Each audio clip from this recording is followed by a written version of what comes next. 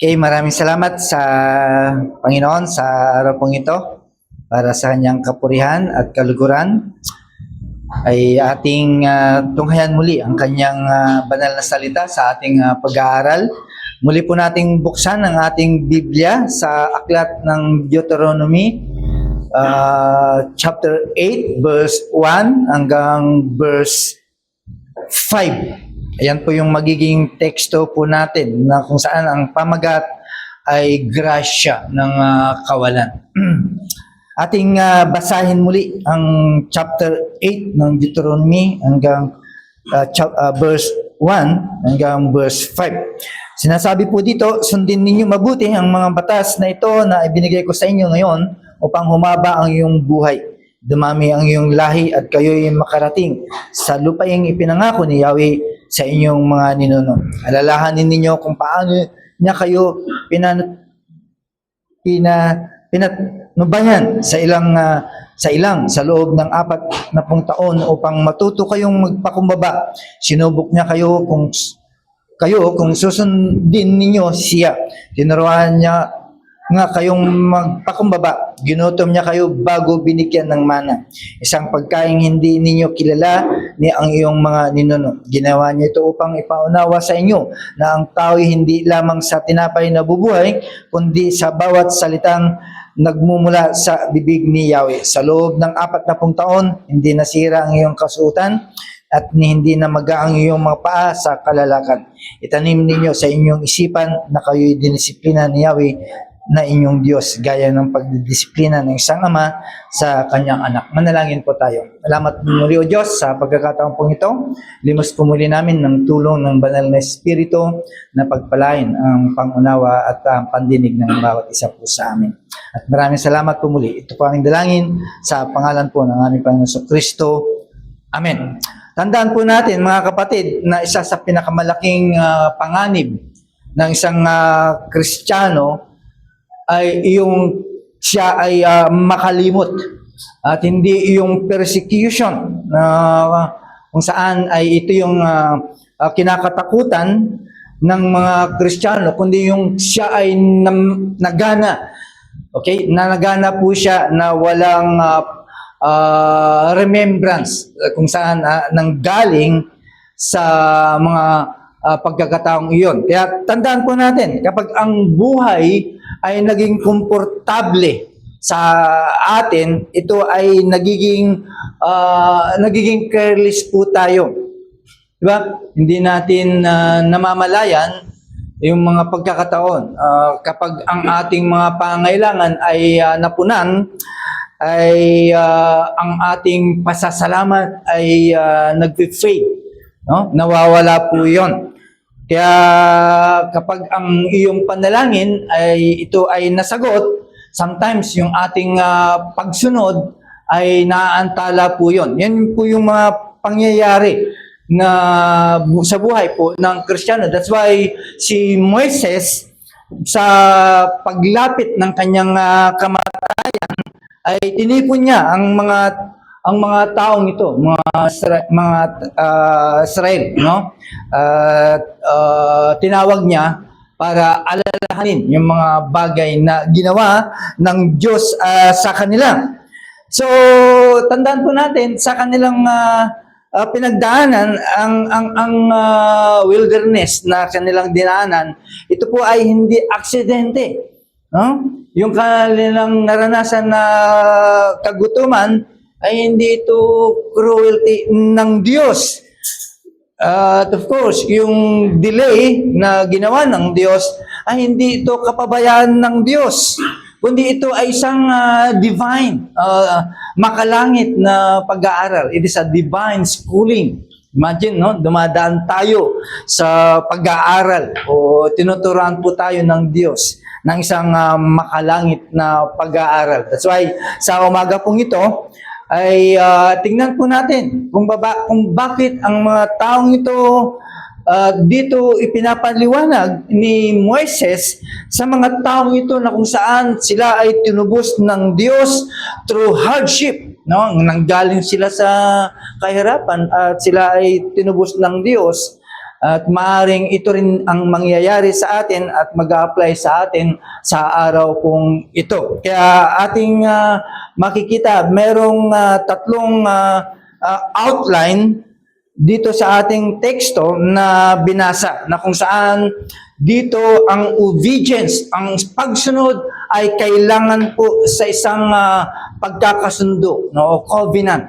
It means obedience required in covenant. No, kailangan ang pagsunod in verse 2 to 3. At ang pangalawa ay yung pagdidisiplina. Ang pagdidisiplina, it is a defined by love. No, hindi ito cruelty, kundi ito ay tanda ng pagmamahal ni naman, lalo na po ang Diyos po natin sa verse 4 and 5. Kaya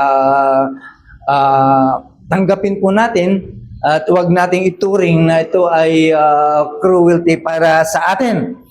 Of course, makikita po natin po dito, mga kapatid, no? At tingnan po natin yung pinaka-background ng teksto pong ito. It's a brief background because ang Book of Deuteronomy ay nirecord po dito yung final covenant, no, kung saan ay yung sermon ni Moises sa mga Israeli ay maliwanag doon sa lugar ng Moab. Okay, doon po sila. Bago sila pumasok sa pinangakong lugar, no, sa isang promised land, no? Bago sila pumasok. So, bago sila pumasok, ay nagkaroon muna ng sermon para sa mga taong ito. Tandaan po natin, itong mga henerasyon ito ay, of course, sa paglaki ng mga henerasyon pong ito, of course, nakita nila kung paano sila lumaki dito sa wilderness. By the way, ang ibig sabihin po ng wilderness, it is a helpless, walang kakayahan. At makikita po natin na kung saan they also experience prosperity.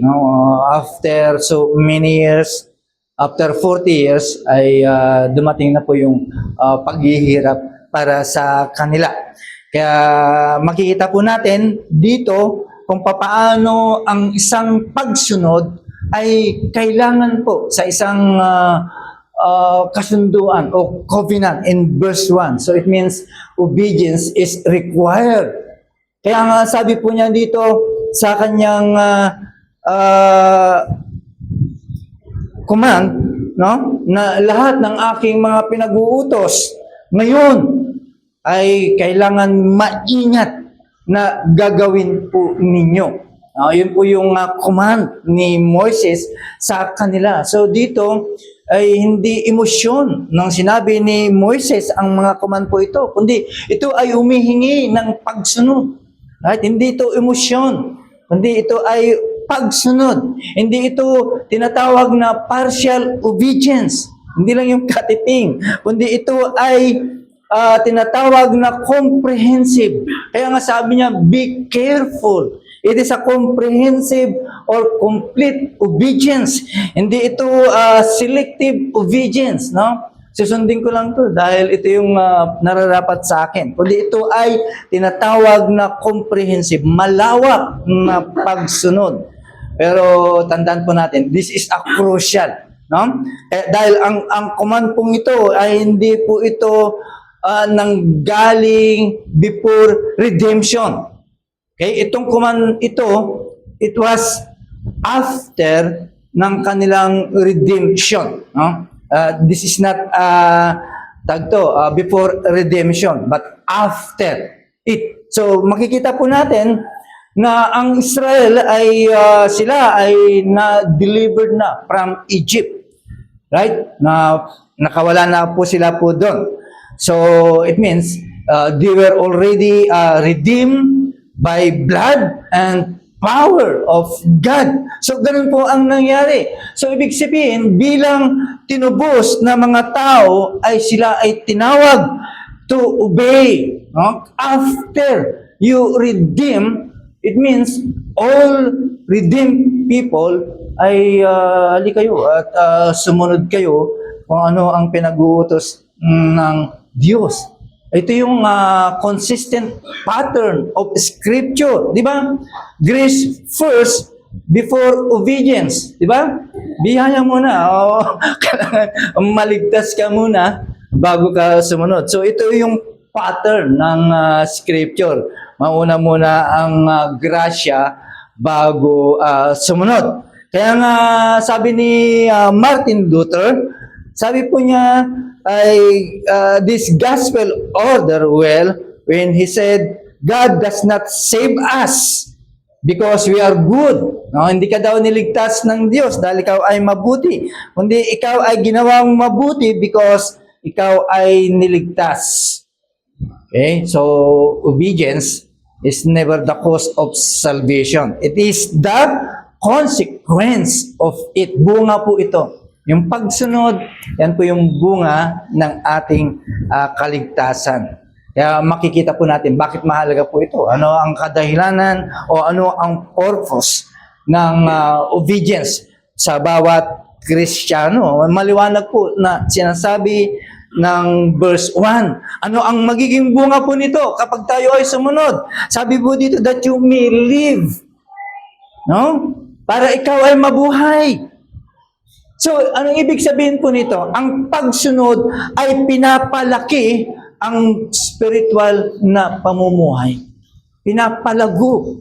Kapag ikaw ay sumusunod, pinapalago ang ating spiritual na pamumuhay. Ano pa ang biyaya nito? That you may multiply. Right? Ikaw ay lalago. Hindi yung pagdami ninyo, kundi ito ay paglago. So it means obedience, it leads to fruitfulness. Lalago ang Kristiyano.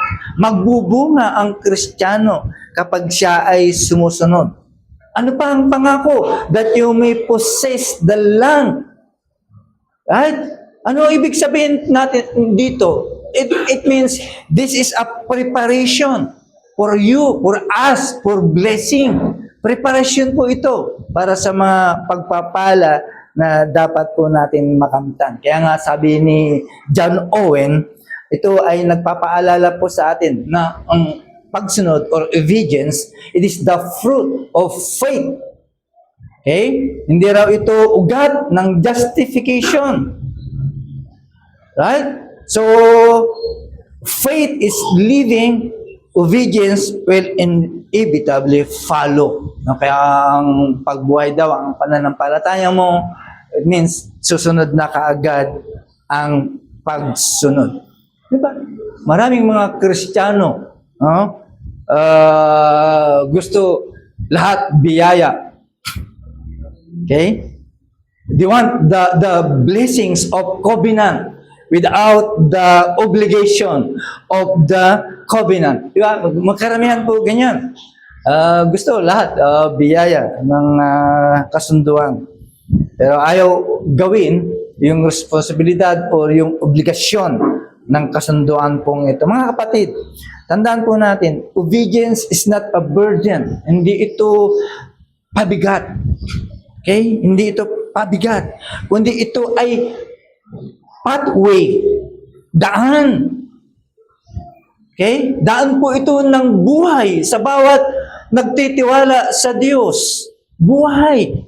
No? It means, hindi lamang yung buhay in physical, kundi ito ay buhay spiritual. Lalago ikaw. Lalakas ikaw. Titibay ang Kristiyano kung siya ay susunod. Ito ay daan. No? Ng isang buhay Kristiyano na nagtitiwala sa Diyos. Kaya kapag ikaw ay isang careless o nagpapabaya, right, ayaw mong sumunod, ay lalabas lamang na ikaw ay hindi nag-iingat. Ang pusong hindi nag-iingat. Okay, ang pusong hindi masunurin ay ipinapakita lamang na ikaw ay isang hindi nag-iingat. Di ba? Sometimes yung delay, no, delayed obedience. Di ba? Kapag na-delay, ipinapakita lang din na merong tinatawag na divided loyalty, di ba? Kapag hindi mo nasunod kaagad, parang merong iba pa na gusto mong sundin. So, yun po yung ibig sabihin po ng pag-delay ng pagsunod. Kaya nga sabi ni Moises, be careful, but careful. Okay?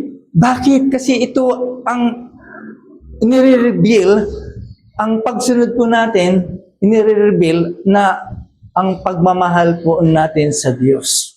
Di ba? Kapag sinunod mo agad ang sinasabi ng kasulatan at sinasabi ng Diyos, nagpapakita lamang po ito na mahal mo ang Diyos. Right? Pangalawa po, yung humiliation. Bakit nagkaroon ng humiliation? Bakit merong panghiya? Bakit dinisenyo ng Diyos po ito? In verse 2 to 3, there is a humiliation design. Bakit dinisenyo ng Diyos na mapahiya ang mga Israel pong ito? O even sa atin, no? Bakit merong humiliation? Ang sabi po ng verse, and you shall remember the whole way that the Lord your God has led you. No? Yun po yung sinasabi. So, dito ay ipinapaliwanag lang ni Moises bakit yung kanilang paglalakbay ay naging mahaba, but the journey, it took so long. Bakit kaya? No? Bakit ang haba ang kanilang paglalakbay? Tandaan po natin mga kapatid, sometimes this wilderness, it is a God-ordained. No? Ibig sabihin, itinalaga ng Diyos po yan. Yung mga bagay na dinadaanan, naranasan ng mga Kristiyano, ay ordained po ng Diyos po yan. Bakit? Ang sabi po ng text po natin, ito yung nais ng Diyos na gusto niyang dalhin para sa iyo. Ito ang nais ng Diyos na kung saan dapat mong daanan. Hindi ito chance. Hindi ito pagkakataon lamang. Hindi ito mahinang plano ng Diyos. Right? Mayroong ibig sabihin po nito. At hindi sa lahat, hindi ito punishment. Diba? Sometimes, ganun po ang thinking po natin kapag nandito tayo sa side na ito, ay kaaway ako ng Diyos. Sometimes, yan po yung sinasabi po natin, or kaaway ko ng Diyos. So, what is the purpose kung bakit pinapadaan ng Diyos ang mga taong ito? Okay? Ang pinaka-purpose po nito ay dalhin po tayo sa pagpapakumbaba. At sinasabi po yan ng verse. To lead us in humbling. Kaya nga pinagpakumbaba ng Diyos ang Israel. God humble Israel. Bakit? Para ma-explore, para lumabas kung ano ang laman ng puso mo. Kumbaga sa ginungod-gud ka ng Diyos para lumabas kung ano ang laman ng puso mo. Para lumabas kung yung pagsunod mo ay talagang tunay. Okay? Kung genuine yung obedience mo. Ginungod ka ng Diyos para makita. No? At ganun din para basagin yung pride. Basagin yung kayabangan ng bawat Kristiyano. At yung self-reliance mo. Yung nagdidepende ka sa sarili mo. Kaya yung kadahilanan. Kaya mga kapatid, yung pagpapakumbaba ay hindi po ito weakness. No? Karamihan, ganito ang nangyayari. No? Weakness daw, yung humility. Kundi ito ay isang katotohanan na pagdidepende sa Diyos. It is a truthful dependence upon God. Ito yung totoo. Na kapag ikaw ay dinala sa isang kalalagayan at ikaw ay down to earth, ang iyong pagpapakumbaba, ito ay tunay at larawan ng ikaw ay nagtitiwala sa Diyos. Okay? Kaya nga sinulat ni John Calvin, sabi niya, affliction is a medicine. Medisina daw po ito. Kung saan ang Diyos ay ginamit po ito to purge para ikaw ay tanggalan. Right? To purge. Para tanggalin yung yabang, yung pride, at para turuan ang bawat Kristiyano na mag-submit sa Diyos. Lahat po yun. Tatanggalin po yun. Okay? Kaya yung pagsubok, kapag meron kang kinakaharap, tandaan mo, it is a trial, no? It is a God classroom, no? Yung trial para matuto kung saan ay mabigyan ka ng self-confidence sa Diyos, hindi sa sarili mo. Kaya dinidismantle po ng Diyos po yan. Para yung tunay na pananampalataya ay lumabas sa iyo. Okay? Ginagawa lahat po ng Diyos po yan. Kasi madalas, inisip po natin, na alam po natin, ang mga puso po natin ay nakakasiguro po tayo. Hindi. Pero alam po natin na ang Diyos ginagamit lahat po yan para lang ipakita sa atin na ang Diyos ang siyang nag-rule sa bawat isa po sa atin. Okay? Yung nangyari sa kanilang kagutuman ay ginamit ng Diyos po yun para ipakita kung ano ang kanilang mga priorities. Yung delay ng Diyos para ma-expose sila sa paghihirap ay para mabuksan, lumabas ang kanilang pananampalataya. Kasi kung lahat po yan, biyaya at pagpapala ng Diyos ay hindi mabubuksan, hindi lalabas ang iyong pananampalataya, di ba? Kaya yun po yung dinaanan ng mga taong ito. Dumadaan po sila sa divine schooling. Kaya mga kapatid, ito ay ginagawa ng Diyos, no? Para makita ng mga taong to. At makikita ng taong to yung provision ng Diyos habang sila ay nagugutom. Sinasabi po ng verse 3 sa text po natin. Tinuruan nga kayong magpakumbaba at ginutom. Imagine, ginutom bago sila binigyan ng mana. So, ibig lang sabihin, ang makikita po natin po dito ay pilit na pinapapakumbaba ang mga taong to. Okay? And then, binigyan po sila ng mana. Kaya mga kapatid, tandaan po natin, God allowed these things, allowed hunger before He gave mana. Ano kaya ang meron po dito? Ano ang dahilan? Bakit inuna ng Diyos? Right? Para malaman po natin na ang tao ay hindi lamang nabubuhay sa pagkain, kundi nabubuhay sa salita ng Diyos. Wala namang namamatay kapag hindi ka nakakain ng ilang araw. Pero mamamatay ang spirituality mo kung hindi ka kumain ng salita ng Diyos. 1, 2, 3, patay ka dyan. Kaya ito ang ginawa. Para lang ma-experience nila, makita nila, hindi ko pala kailangan ang pagkain physical, kundi ang salita ng Diyos. So, anong nakikita po natin po dito? Ang Diyos ay tinuturuan niya ang bansang Israel. There is a lesson, a lifelong lesson na dapat matutunan ang bawat Kristiyano o itong mga taong to. Tandaan po natin, physical provision sustains the body, no? Pero yung salita ng Diyos sustains life. Okay? Sinusustain niya para mabuhay both sa physical at sa spiritual. Kaya yung binigay ng Diyos na mana sa kanila ay temporary lamang po yun. Di ba? Pero tandaan po natin, ang salita ng Diyos is eternal. Ang habang panahon po ito. Okay? Kaya naisin po natin. Kaya nga, sinabi ng ating Panginoon. Kaya kinot po niya yung verse kong ito, di ba? Kinot po ng ating Panginoon. Okay, kinot niya yung verse ito in the wilderness para lang ipakita na ang katagumpayan over temptation na ibig lang sabihin, it flows from dependence in the Word of God. Di ba? Kinot niya yan.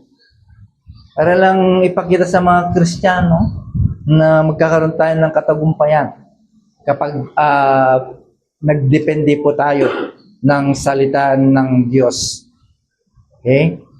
Hindi ito material satisfaction. That's why Matthew Henry, ito yung note niya, God fed them not merely to fill their bellies, but to educate their souls. Yun po yung note ni Matthew Henry sa kanila. Mga kapatid, sometimes God removes comfort to restore clarity. Inaalis niya po yan para makita po natin yung totoo. Sometimes He withholds provision to deepen your trust.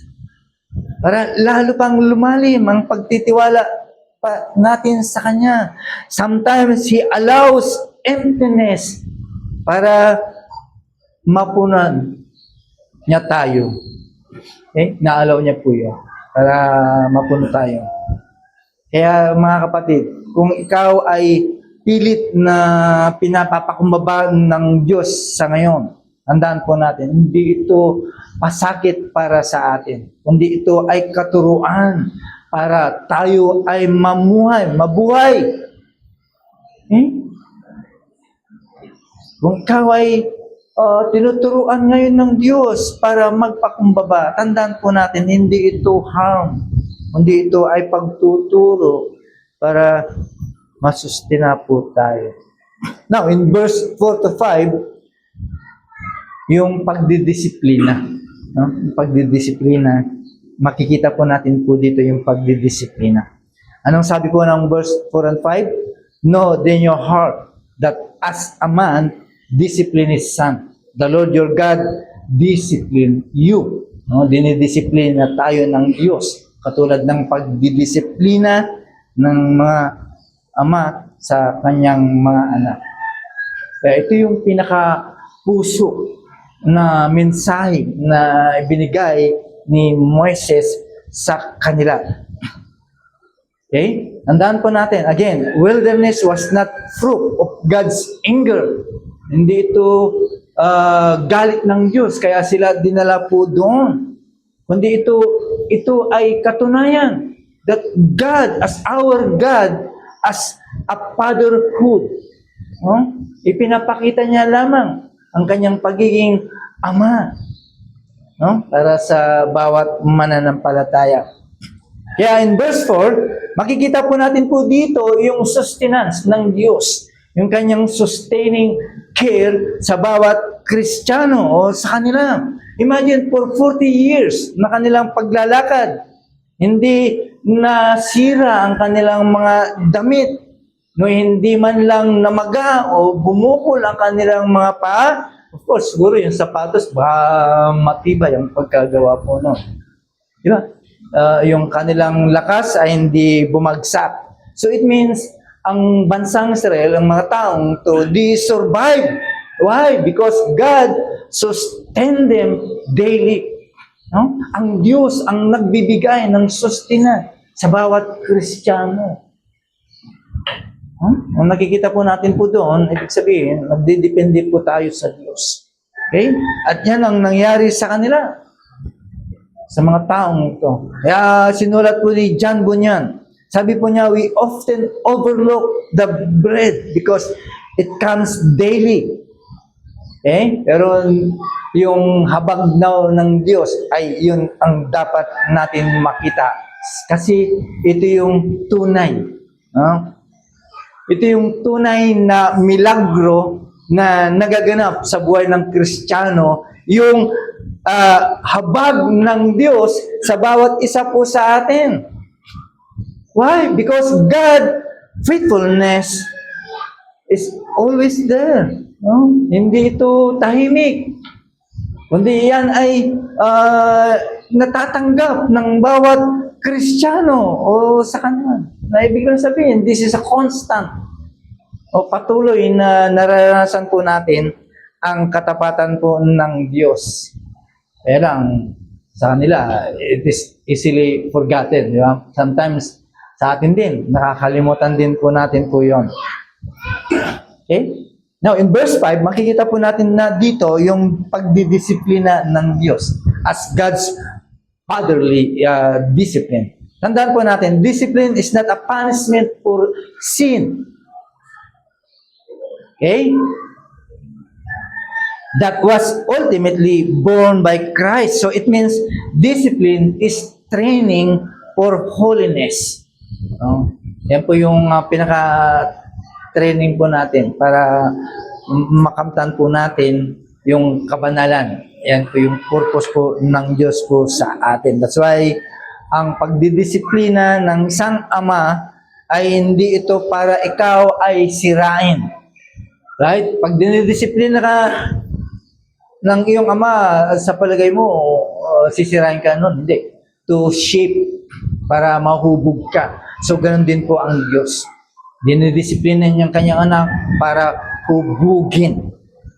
Okay? Para hindi ma-reject, kundi ikaw ay papunta sa paglago, going or mature. No? Para mag-mature ang isang Kristiyano. Okay? Hindi ikaw ay sinasaktan, kundi ito ay paraan para ikaw ay to prepare. Para ihanda po tayo, mga kapatid. To prepare. Kaya, paalala ulit ni John Owen, God's corrections are not the blows of an enemy, but the wounds of a friend. No? Isa daw itong gawa ng kaibigan. So, it means God disciplines children because He loves them. Mahal po ka ng Diyos, mahal ka ng Diyos, kaya dinidisiplina po tayo. Why? Bakit ka dinidisiplina?